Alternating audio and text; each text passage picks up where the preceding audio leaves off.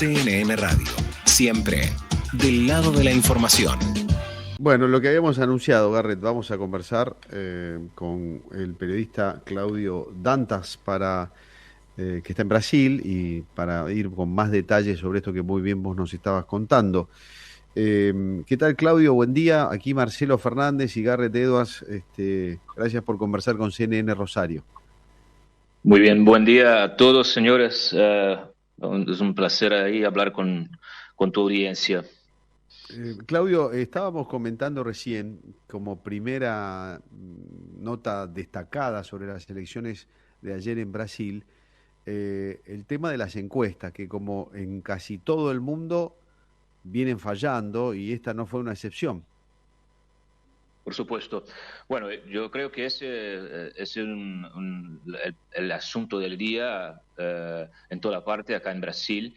Las encuestas están ahí. Me parece que es el funeral de las encuestas porque se equivocaron tremendamente, especialmente respecto a los niveles de votación de Bolsonaro y de Ciro Gómez y también de Simone, especialmente de Ciro y Bolsonaro. Las encuestas respecto a Lula, bueno, ahí fijaron su teto, pero de Bolsonaro salió algo como una diferencia ahí de hasta 10 puntos de distancia o más de lo que se prevía. Los principales, los tradicionales institutos de pesquisas, Datafolha, IPEC, que es IBOP, que son los mayores acá, y algunos otros también alineados con esos, previeron una diferencia. Bueno, previeron que Lula llevaría el primer turno y eso no pasó. Y también con una victoria con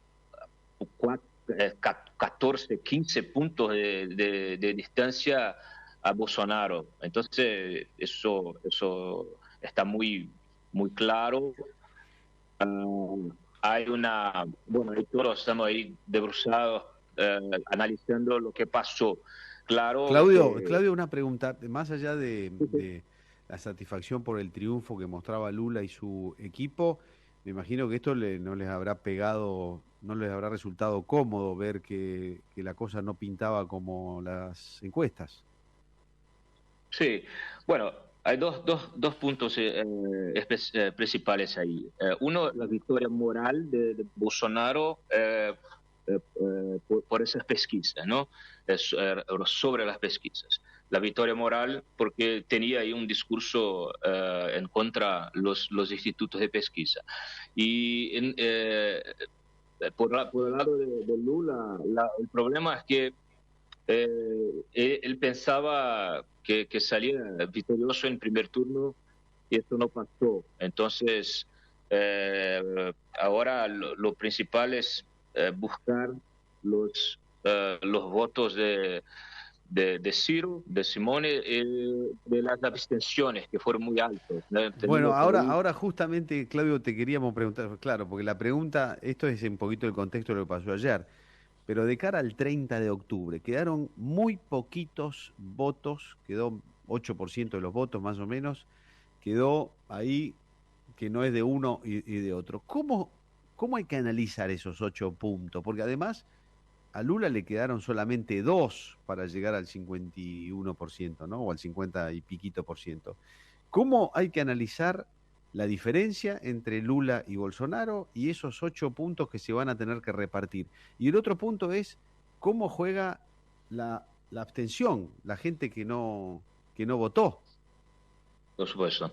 Bueno, la abstención yo creo que es el principal punto porque mucha gente que no fue a votar, eso se da por un escenario polarizado y yo pienso que como los institutos de pesquisa ya ponían ahí la victoria en primer turno, mucha gente, muchos votos, muchos electores antipetistas dejaron de votar porque ya pensaron que no había nada a ser hecho una vez que la victoria de Lula estaba ahí como trazada. Entonces, acá en Brasil tuvimos un crecimiento de los electores, del número de electores de una manera general, y eso incluso hizo que Lula tuviera ahí la mayor votación de la historia en primer turno, pero en términos percentuales es menos lo que él obtuvo en 2006 en la reelección. Entonces, tenemos ahora mucho más gente para votar. Entonces, hay que fijar la atención justamente en la abstención. Y el esfuerzo de las campañas de Lula y Bolsonaro es convencer esos electores a votar. Lula, en la recta final, trabajó muy fuerte el voto útil para que electores de Ciro y otros votaran en su chapa para intentar vencer en primer turno. Pero ese voto útil de Ciro fue para Bolsonaro. Creo que sigue aún una margen fuerte de electores de Ciro, incluso de Simone, que van para Bolsonaro, y otra parte que van para Lula, y probablemente hay un residuo, hay una franja de electores que van a cancelar su voto. Pero el tema de la abstención estamos hablando de un total de más de 32 millones de votos. Entonces, eso con los 8 millones de votos de Ciro y Simone, tenemos 40 millones de votos para que esos dos candidatos busquen ahora en la segunda vuelta. Garrett. Claudio, ¿cómo estás? Garrett Edwards, por acá, te escuchaba con atención. Uno también ve como dato importante, por lo menos desde afuera, el hecho de que Bolsonaro haya crecido en sus escaños, en los puestos en el Congreso y también en varias gobernaciones. ¿Eso puede influir de alguna forma en que cuando la gente decide ir a votar, que piense, bueno, Bolsonaro va a tener el Congreso, va a tener una mayoría importante, votémoslo también? Sí, bueno, hay un movimiento que es muy claro de cuando uno político tiene expectativa de poder. Cuanto mayor la expectativa de poder, eso atrae los votos de los demás. Entonces, la votación de diputados, senadores e incluso de gobernadores, muchos en el primer turno evitaron conectarse su imagen con de Bolsonaro o mismo de Lula. Es un ejemplo, por ejemplo, el gobernador de Minas Gerais, que es el segundo mayor colegio electoral en Brasil.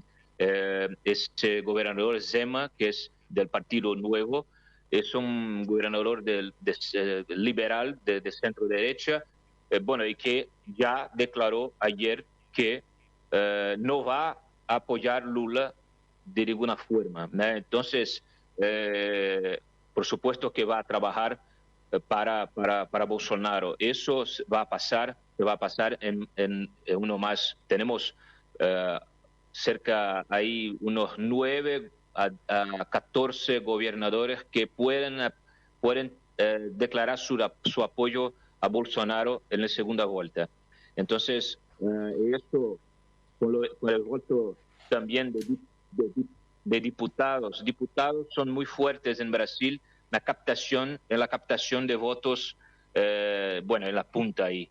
Y ahora con una votación expresiva de diputados y senadores antipetistas, esto mayora de manera muy fuerte la posibilidad de que Bolsonaro gane en la segunda vuelta. Entonces, lo que pasa en Brasil es que ah, aunque muchos electores de Bolsonaro de 2018 eh, estaban ahí como que arrepentidos de votar en Bolsonaro, ahora muy probablemente votarán por el sentimiento anti-Lula, antipetista, que todavía sigue muy fuerte en Brasil. Buenísimas explicaciones, muy agradecidos, Claudio. Muchas gracias. Se viene un mes prácticamente de especulaciones y expectativas y con final entonces más o menos abierto en definitiva, ¿verdad? Eh, Claudio, muchas gracias, Pero, muy amable. bueno, estoy aquí cuando quiera. Muy a- Te agradezco muchísimo también. Un abrazo a todos.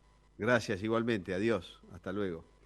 Hemos conversado con Claudio Dantas, que es periodista independiente en Brasil y nos hacía Garrett una lectura un poquito más finita desde ahí mismo de lo que fueron las elecciones.